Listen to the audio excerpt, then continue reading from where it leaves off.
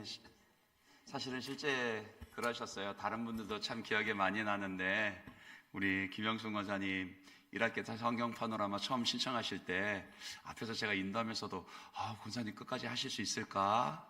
이런 생각이 들었는데 참 그래도 대단하세요. 한 주도 빠지지 않고 그렇게 성실하게 하신 게 너무 귀하시고 감사하고요. 그리고 또 뭐 대표해서 간증했습니다마는 더 연세 많으신 우리 권사님들도 제가 언니 아들 그랬는데 우리 언니 권사님들도 빠지지 않고 성실하게 참 잘 해주셨고 그래서 제가 우리 교회 부임한 지 1년 8개월째거든요. 많이 됐나요? 얼마 안 됐나요? 근데 참 너무 감사한 제목이 사실은 작년 2학기부터 해서 성경 읽기 했는 것도 여러분들이 잘 참여해 주시고 해서 어느 정도 이제 좀 정착이 되어져 간다라는 그런 생각이 들어서 그것이 너무 감사하고 또 이제 올해 기초 과정들이지만 이런 양육들을 시작하고 또 여러분들하고 그렇게 양육을 잘 수료할 수 있어서 이것도 올해 너무 감사합니다.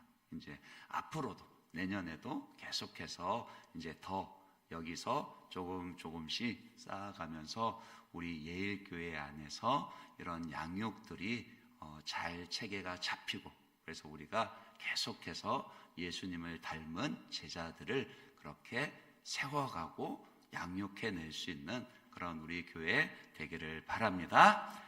잠시 제가 한번 기도하고 오늘 말씀 나누도록 하겠습니다. 기도하겠습니다.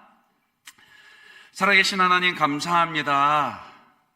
올 한 해 우리와 함께하여 주시고 특별히 이번 학기 가운데 참으로 기초 교리반으로 53분이나 수료를 하게 하시고 또 어성경이 읽어진 해를 통하여서 124명이나 참 올 한 해 동안의 성경 일독을 완독할 수 있도록 함께하여 주시고 은혜 베풀어 주신 것 감사합니다. 하나님 이것이 정말로 우리 성도님들의 그 신앙 가운데 귀한 기초와 양분이 되어서 정말로 날마다 예수님을 닮아가고 예수님과 동행해가는 그런 예수 제자 되는 그런 은혜가 있게 하여 주시옵소서. 이 시간 또 우리가 이 수료 감사 예배 가운데 하나님의 말씀을 함께 나누고자 합니다. 주의 성령께서 우리 각 사람에게 말씀하여 주시고 깨우쳐 주시고 순종하게 도와 주시옵소서. 감사드리며 예수님 이름으로 기도드립니다. 네, 다시 한 번 더 오늘 이렇게 2학기 평신도 양육 수료 감사 예배를 드릴 수 있도록 여기까지 인도하신 우리의 도움이 되시는 하나님께 감사와 찬송을 드립니다. 그리고 오늘 수료하시는 모든 분들에게도 수고하셨습니다 라고 그런 격려 인사와 축하를 드립니다. 한번 여쭤볼까요? 우리 교회, 우리 예일교회 비전이 뭐죠? 청년들, 우리 예일교회 비전이 뭐죠? 대답 안 나오면 일어서라 할 거예요. 주보를 잘 보고 다니셔야 됩니다. 우리 예일교회 비전이 뭡니까? 하나님의 기쁨이 되는 교회, 세상의 위로가 되는 교회.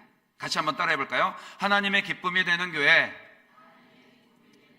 세상의 위로가 되는 교회. 그냥 말로만이 아니라요, 여러분들의 교회를 위해서 기도하실 때 우리가 모두가 한 마음으로 이 비전을 놓고 기도하셔야 됩니다. 하나님, 우리 예일교회가 하나님의 기쁨이 되는 교회가 되게 해주십시오. 하나님, 우리 예일교회가 세상의 위로가 되는 교회가 되게 하여 주십시오. 우리 교회 성도님들 모두가 삶의 자리 어디에서든 하나님의 기쁨이 되고 또 세상의 위로가 되어야 됩니다. 그것이 이 시대의 우리 예일교회를 통해서 하나님이 이루고자 하시는 하나님의 뜻이라는 거예요. 저는 그래도 우리 비전을 물어보면 선뜻 다들 대답이 나오실 줄 알았는데 안 되겠습니다. 매주일 물어야 될 것 같습니다. 그러면은 우리 교회의 사명 선언문이 뭐죠? 주보를 꼼꼼하게 보셔야 됩니다. 예. 주보 펼쳐보시고요. 자, 우리 예일교회 사명선 한번 같이 한번 읽어볼까요? 같이 읽습니다. 시작. 하나님을 기뻐하는 예배자들이 말씀으로 예수님을 닮은 제자가 되어 성령의 능력으로 이웃을 사랑하고 섬긴다. 아멘. 우리 교회의 사명을 이렇게 표현을 하시면 됩니다. 그러니까 우리가 하나님의 기쁨이 되기 위해서는요, 무엇보다도 가장 먼저 저와 여러분 모두가 하나님을 기뻐하는 예배자들이 되어야 합니다. 하나님을 기뻐한다라는 것은요, 여기서 우리가 하나님을 기뻐한다라는 것은 그냥 고만고만한 정도로 기뻐한다 그런 뜻이 아니라요.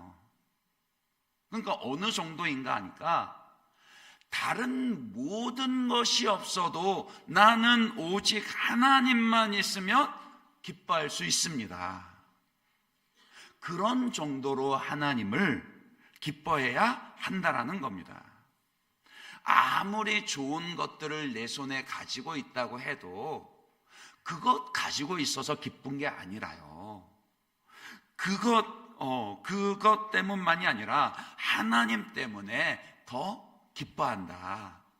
그런 뜻입니다.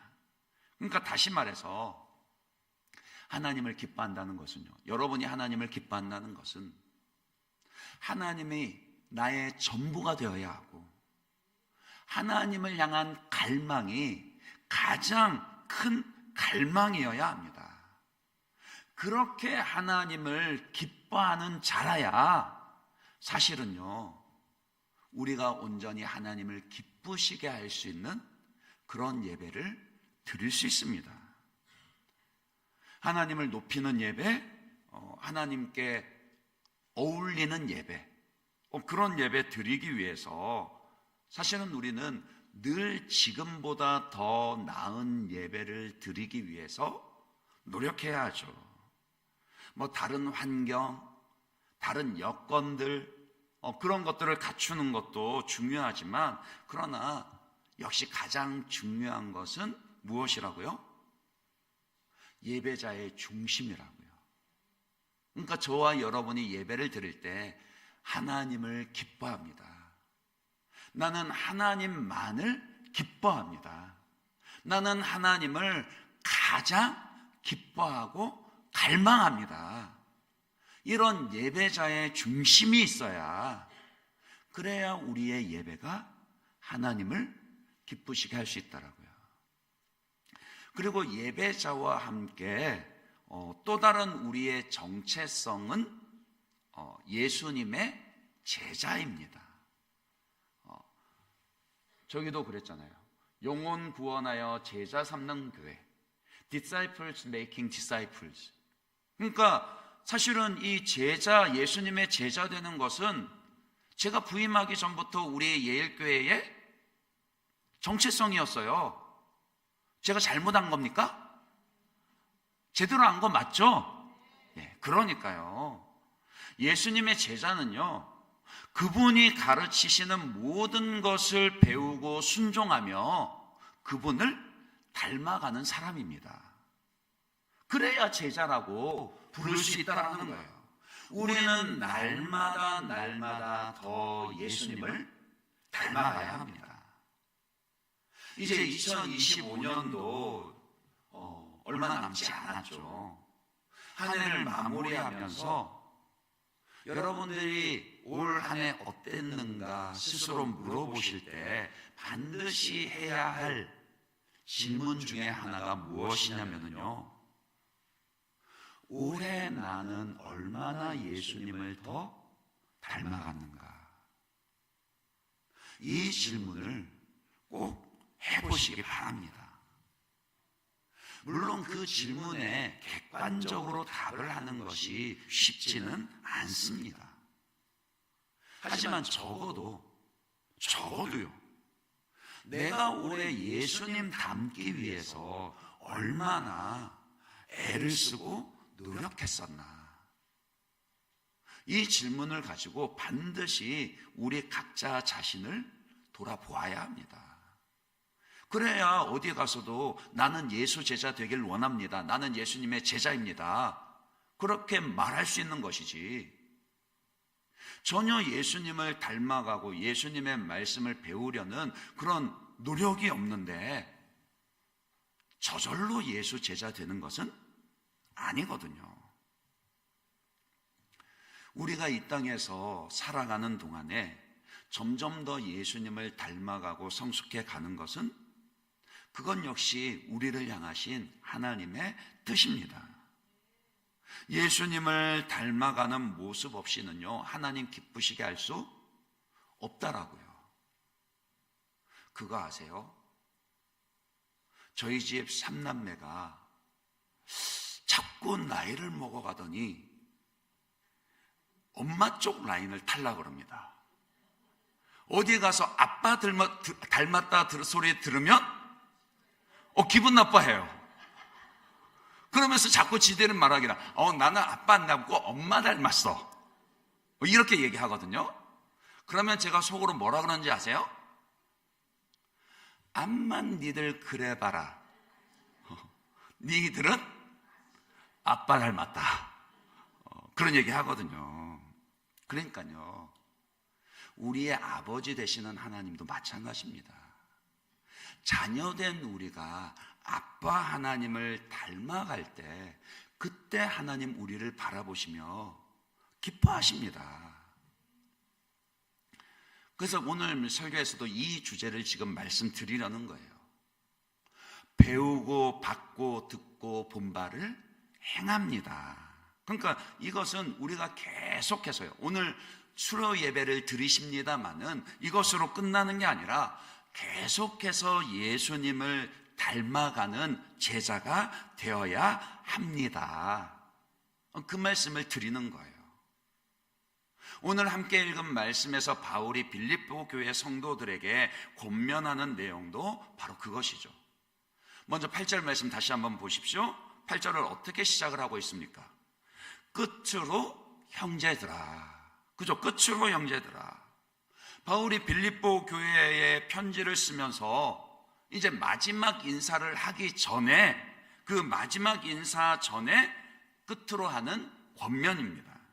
그러니까 그 말은 편지를 마무리하는데 결코 빠뜨릴 수 없는 중요한 내용이다라는 그런 뜻이라는 거예요.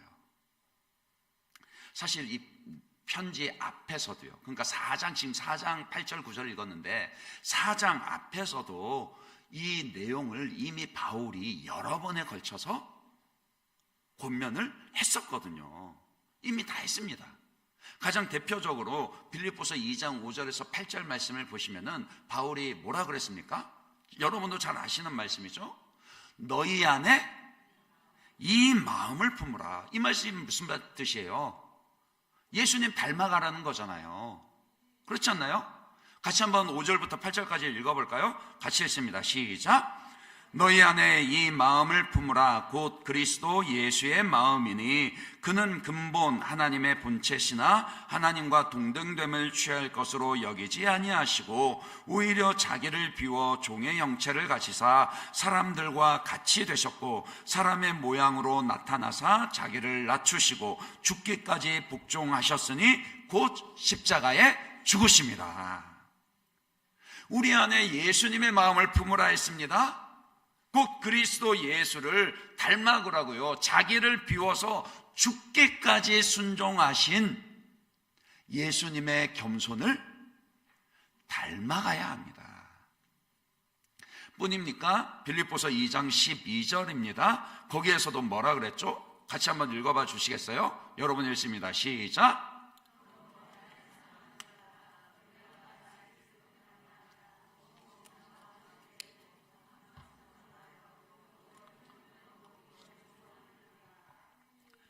항상 복종하여 두렵고 떨림으로 너희 구원을 이루라. 이 말 역시 무슨 뜻입니까?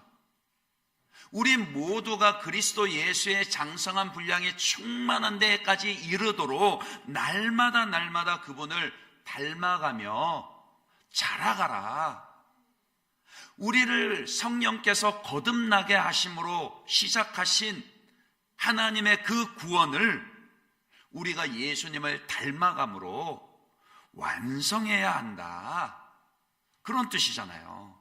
그리고 이런 말씀도 했습니다. 빌립보서 3장 17절을 보시면, 형제들아 너희는 함께 나를 본받으라. 그리고 너희가 우리를 본받은 것처럼 그와 같이 행하는 자들을 눈여겨보라.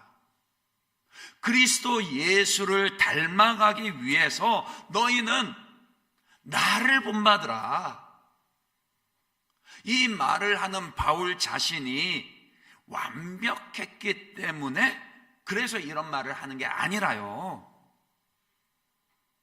그러니까 자기 안에요, 바울에게서 예수님을 닮은 모습이 보이거든. 그것을 닮아가라는 겁니다. 그것을 본받으라는 뜻입니다. 이렇게 말할 수 있는 것은 바울 자신이 먼저 예수님을 닮은 제자로 살았기 때문입니다. 바울 그리스도를 위해서라면 무엇이든지 자기에게 유익하던 것을 다 해로 여기고요, 그리스도를 아는 지식을 가장 고상한 것으로, 가장 귀한 것으로 여기면서 다른 것들은 심지어 뭐로 여겼다고요? 배설물로 여겼더라고요. 그러면서 오전에서도 확인한 것처럼 그리스도의 부활과 고난에 참여함을 알고자 하여서 어디에서든지 예수님의 죽으심을 본받는 그런 모습이 바울에게 있었다라고요. 그래서 그 바울의 모습을 너희는 본받으라, 그런 말씀을 하는 겁니다. 그래서 이제 그 가르침과 권면을 끝으로 다시 강조하면서 빌립보 교회 성도들에게 전하고 있죠. 어떻게 예수님을 닮아가라 그러죠? 오늘 본문 말씀으로 돌아와서요, 8절입니다. 8절 말씀 다시 한번 읽어볼까요? 천천히 한번 하나하나 그 의미를 생각하면서 읽어보도록 하겠습니다. 시작. 끝으로 형제들아 무엇에든지 참되며 무엇에든지 경건하며 무엇에든지 옳으며 무엇에든지 정결하며 무엇에든지 사랑받을 만하며 무엇에든지 칭찬받을 만하며 무슨 덕이 있든지 무슨 기름이 있든지 이것들을 생각하라. 자, 간단하게 하나씩 한번 볼까요? 무엇에든지 참되라, 그렇게 이야기했는데, 여기서 참되다라는 것은요, 그 true, 영어 단어 true, 그러니까 무엇에든지 진실되고 올바른 성품과 인격을 갖추라, 그게 참된 겁니다. 그러니까 예수 믿는 사람들은요 정직해야 합니다. 시대가 어떻게 되든 상관없이 예수 닮아가기 위해서는 정직해야 합니다. 그리고 그 말과 행동이 일관성이 있어야 합니다. 그것이 참되다 말할 수 있는 사람의 모습이라고요. 오늘날 세상의 모습을 한번 보세요. 과연 어디에서 참된 사람을 찾을 수 있습니까? 이제는 내로남불이라는 말이 어디에서든지 흔한 말, 흔한 모습이 돼버렸습니다. 어제는 이 말 했다가도 오늘 상황이 바뀌면 얼마든지 나한테 유리한 쪽으로 말을 바꿔버리죠. 요즘은요, 거짓말은 그렇게 흠도 죄도 아닌 것처럼 느껴집니다. 그렇지 않나요? 책임지지 않는 말에 책임지지 못할 말을 너무나도 쉽게 해댑니다. 교원 영색이라 그러죠. 겉으로 보이는 말은 번지르르 하게 하지만 그 말한 대로 일관성 있게 행동하지를 않습니다. 그러니까 세상은 점점 더 참된 것에서 멀어지고 있더라고요. 그렇지 않나요? 하지만 예수님 그러셨습니까? 아니에요. 아닙니다. 예수님은요, 그 예수님의 말씀은 하나도 그냥 땅에 떨어진 것이 없습니다. 언제나 그 말과 행동이 일관되셨고요, 일치하셨고요, 정직하셨고 진실하셨습니다. 우리는 그 모습을 닮아가야 한다라고요. 예수님의 제자라면요, 무엇에든지 경건하라 했습니다.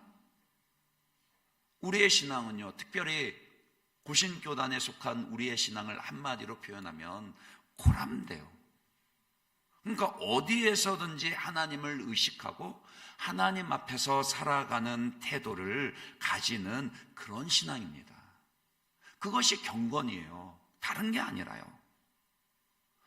언제나 어디서든지 하나님을 의식하고, 그래서 세속에 물들지 않고 누구를 만나든 어디에서든 하나님을 하나님으로 대우해드리고 높여드리는 거, 그런 말과 행동을 삶으로 살아내는 거, 그게 경건이죠.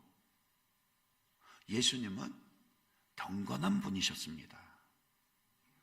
세상은 자꾸만 경건하면은 고루하고 재미없는 것으로 여깁니다. 경건한 사람 세상에서 그렇게 인기 있지 않을 거예요. 아니, 경건이라는 말 자체도 모를지도 모릅니다.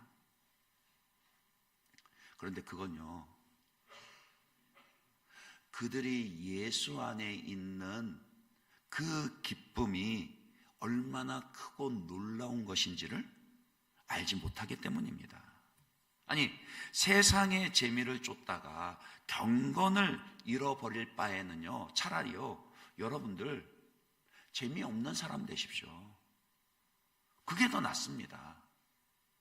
뭐 할 수만 있으면 재미있고 경건한 사람 되면 더 좋겠지만, 재미없는 사람 될지라도요, 반드시 우리가 놓치지 말아야 하는 것은 경건한 사람이 되어야 한다라는 거예요. 걱정하지 마세요. 진짜 경건한 사람은요, 늘 그 마음에 기쁨과 즐거움이 가득 차 있습니다. 단지 세상의 그런 일시적인 쾌락을 쫓지 않고 세상과 같은 방법으로 기쁨을 추구하지 않을 뿐이지, 정확하게는 세상이 줄 수 없는, 세상과 비교할 수 없는 하늘의 기쁨이 그 경건한 사람 안에 있습니다. 무엇에든지 오르며 그랬습니다. 물론 우리가 절대적인 오름요, 즉 절대적인 의를 갖출 수는 없습니다. 오직 하나님만 절대적으로 오르시며 오름의 기준이 되십니다. 그러니까 우리가 옳게 행한다라는 것은 그 하나님의 기준을 따라서 살아가는 거예요. 때로는요, 그 기준에 벗어나서 넘어진다 할지라도 그냥 마냥 멀어지는 게 아니라 회개하고 다시 그 기준 위에 서서 걷는 자들입니다. 그게 예수님의 제자들이에요. 왜요? 예수님이 이 땅에 계실 때 그 하나님의 옳은 길을 따라 걸으셨거든요. 그리고 또 무엇을 말씀하죠? 무엇에든지 정결하며, 무엇에든지 정결하며 거룩해야 합니다. 거룩해야 합니다. 데살로니가전서 4장 3절에 뭐라 그러셨죠? 같이 한번 읽어볼까요? 같이 읽습니다. 시작. 하나님의 뜻은 이것이니 너희의 거룩함이라, 곧 음란을 버리고 그랬죠. 하나님의 뜻이 그렇게 어렵지 않습니다. 감춰져 있지 않습니다. 자신 있게 말씀드릴 수 있어요. 여러분 한 사람 한 사람을 향한 하나님의 뜻이 뭐라고 하냐고? 거룩함입니다. 세상으로부터 자신을 구별하여서 하나님께 드려야 한다라고요. 우리 몸이 하나님께 드려진 바 되는 거룩한 산 제물이 되게 해야 합니다. 특히 뭐라 그랬죠? 좀 전에 데살로니가 전서 4장 3절에 마지막에 곧 음란을 버리고, 점점 더 성적으로 문란해지고 타락해져 가는 이 세상으로부터요, 자신을 퓨어하게요, 자신을 거룩하게 지켜야 합니다. 당연히 동성애는 죄입니다. 그리고 간음도 죄입니다. 성적인 타락이요, 동성애가 전부가 아니라고요.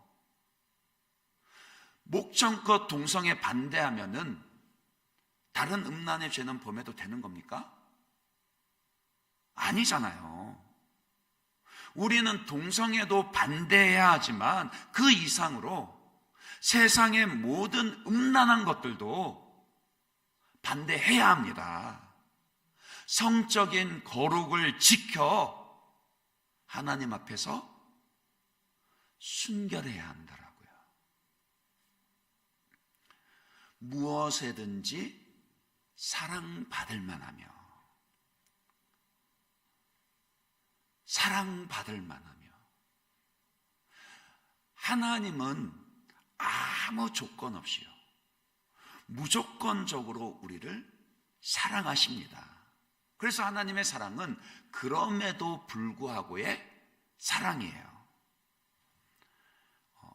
이제 여러분들에게 드리고 싶은 말씀은, 그러니까 이제는, 즉 하나님의 사랑을 받았으면 하나님의 그 받은 사랑에 어울리는 사람이 되셔야 한다라고요. 그래야 나를 사랑하신 그 하나님의 사랑을요, 독생자 예수도 아끼지 않고 내어주신 하나님의 사랑을 헛되이 하지 않는 겁니다. 만약에 여러분이 마음을 다해서 누군가를 사랑했는데 그 사람이 그 사랑을 하찮게 여긴다라면 기분이 좋으시겠어요? 지금 안 좋다라는 걸 표정으로 말씀하시는 거죠? 하나님의 사랑을 헛되이 하시면 안 됩니다. 그런 사람이요, 그러니까 그런 사람이 무엇에든지 사랑받을 만하며 사랑받을 만한 모습을 갖추게 된다라고요. 그러니까 내가 뭔가 하나님으로부터 사랑을 더 받으려고 아둥바둥 애를 쓰고, 진짜 하나님이 나를 사랑하시는 거 맞나 아닌가 의심하면서 하나님의 사랑을 받을 만해라, 그런 뜻의 말씀이 아니라요, 이미 하나님의 사랑을 받았기 때문에, 충분히 받았기 때문에 그 받은 사랑에 어울리는 모습을 갖춰가면 뭐라고요? 하나님으로부터 더 큰 사랑을 받게 되는 것이고요, 뿐만이 아니라 사람에게도 사랑을 받게 됩니다. 그러니까 오늘 이 말씀 주의해서 이해를 하셔야 됩니다. 무엇에든지 사랑받을 만해라, 이 말이요, 여러분에게 사람들에게 사랑을 구걸해라, 그런 뜻은 절대 아닙니다. 여러분들이 다른 사람에게서 사랑받고자 해서 그 사람의 뜻에 전적으로 여러분 자신을 맞추지도 못할 뿐더러 설령 맞춘다고 해도 기대만큼 그 사람으로부터 완전한 사랑을 받을 수 없습니다. 사람이 줄 수 있는 불완전한 사랑에 여러분 자신을 매이게 하지 마십시오. 그러니 꼭 기억하세요. 이미 하나님께 받은 그 사랑에 어울리는 모습을 갖추기 위해서 노력하시면 됩니다. 그러면 누구에게나 무엇에든지 사랑받을 만한 모습을 갖추게 된다라고요. 무엇에든지 칭찬받을 만하며 그랬습니다. 이 말 역시도요, 우리에게 사람으로부터 다른 사람에게 칭찬과 인정을 구하라, 그런 뜻으로 하신 말씀이 아니에요. 그 칭찬은 뭐도 춤추게 한다고요? 아시면서도 대답 안 하시는 건 나쁜 겁니다. 칭찬은 뭐도 춤추게 한다고요? 예, 고래. 예. 칭찬은 고래도 춤추게 한다. 이 말이요, 참 좋은 말이면서도 동시에 위험한 말입니다. 그렇지 않나요? 왜 이제 지금은 그 가스라이팅이라는 표현이 있잖아요. 그러니까 사람의 칭찬은요, 순수한 것도 있지만 다 그런 것이 아니라 사실은 자기 욕심대로, 자기 목적대로 다른 사람을 움직이기 위해서도 칭찬할 수 있다는 거예요. 그러고 싶으십니까? 아니죠. 그런 칭찬은 위험한 칭찬입니다. 그러니까 그런 칭찬 하지 마세요. 뭔가 여러분들이 마음의 목적성을 두고 염두에 두고 내 욕심 채우기 위해서 그래, 칭찬해서 저 사람 움직여야지.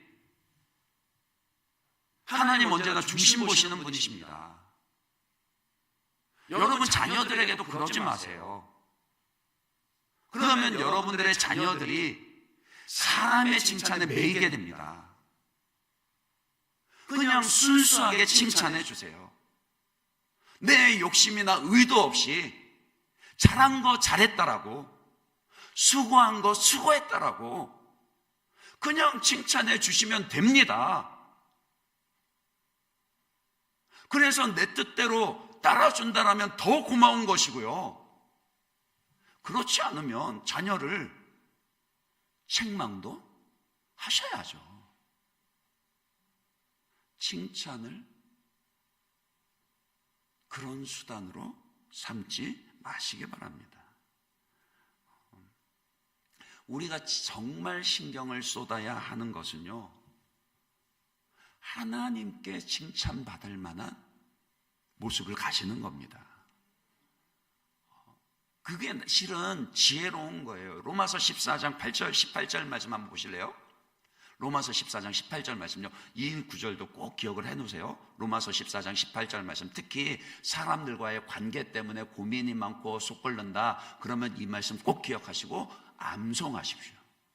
같이 한번 읽어볼까요? 같이 읽습니다. 시작. 이로써 그리스도를 섬기는 자는 하나님을 기쁘시게 하며,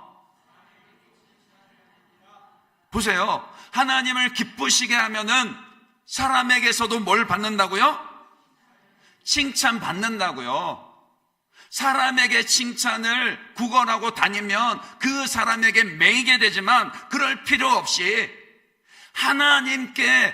하나님을 기쁘시게 하면 사람에게도 칭찬 받게 된다라고요. 그러니까 사람의 칭찬은 내가 쫓아가는 게 아니라 따라오게 해야 되는 겁니다. 내가 하나님께 칭찬받으면 사람의 칭찬은 따라오는 겁니다. 그래야 하는 거라고요.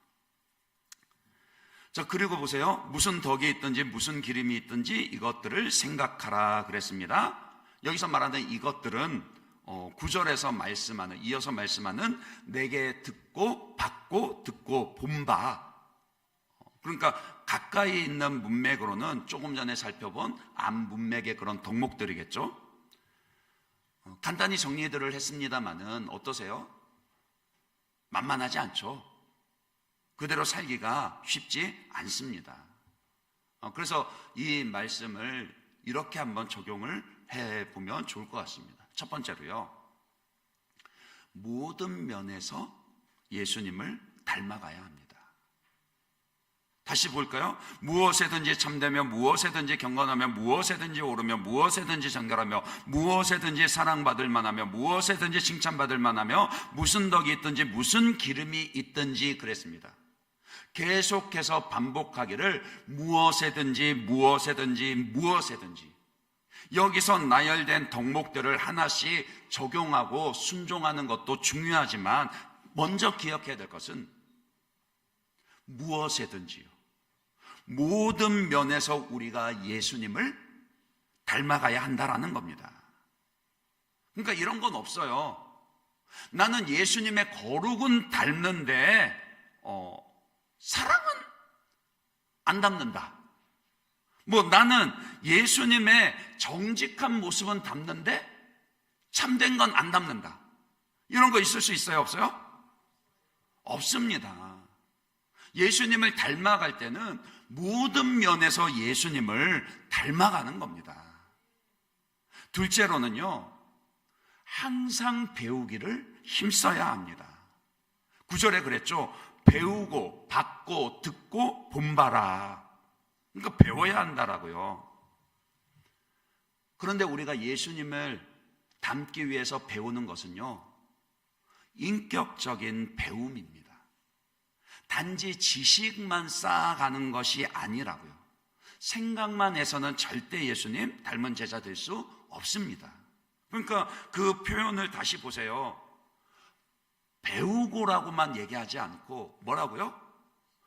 배우고 받고 듣고 본받아. 왜 이렇게 표현을 하겠습니까? 인격이 인격을 가르치거든요. 예수님의 인격을 배워야 우리가 예수님을 닮게 됩니다. 잘 아시는 말씀이죠. 잠언 27장 17절에도 그래서 뭐라 그랬습니까? 이런 얘기를 했습니다. 철이 철을 날카롭게 하는 것이 사람이 그의 친구의 얼굴을 빛나게 하느니라. 그러니까 사람의 얼굴을 빛나게 하는 건 뭐라고요? 비싼 미백크림이 아닙니다. 사람이에요. 인격이라고요. 그러니까 우리가 특히 전인격적으로 예수님을 닮아가고 배워갈 때 우리의 모습이 그분의 빛나는 형상을 닮아가게 됩니다. 마지막 셋째로는요, 행해야 됩니다. 행동해야 됩니다. 다시 9절 보시면 너희는 내게 배우고 받고 듣고 본 바를 어떻게 하라고요? 행하라 그랬습니다. 행하라.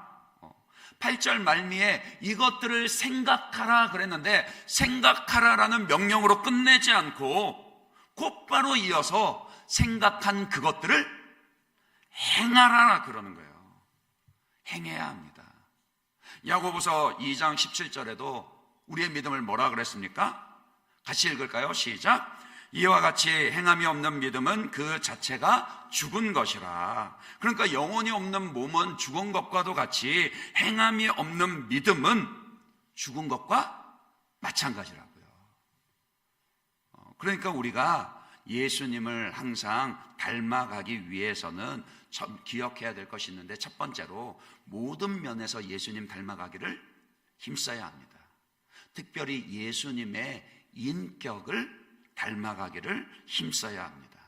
인격을 배우기를 힘써야 하고요. 마지막으로 배운 것을 항상 순종하고 힘써야 합니다. 말씀을 맺겠습니다. 우리가 하나님의 자녀로서 하나님을 기쁘시게 하기 위해서는요, 예수님 닮아가는 거 절대 멈추시면 안 됩니다. 다른 어떤 크고 대단한 일을 하는 것도 중요하지만요, 그러나 예수님을 닮아가는 것이 먼저가 되지 않으면요, 일 그 자체로는 하나님을 기쁘시게 할 수 없다라고요. 그리고 그래서 우리는 계속해서 배워가야 하고 훈련해야 합니다. 오늘 이렇게 한 과정, 한 클래스를 잘 마치고 수료하시는 것도 정말 잘하시는 것이지만, 그러나 여기에서 멈출 것이 아니라 계속해서 우리는 성령님의 인도를 받고 그 말씀을 읽고 듣고 묵상하고 배움으로 예수님을 닮아가야 합니다.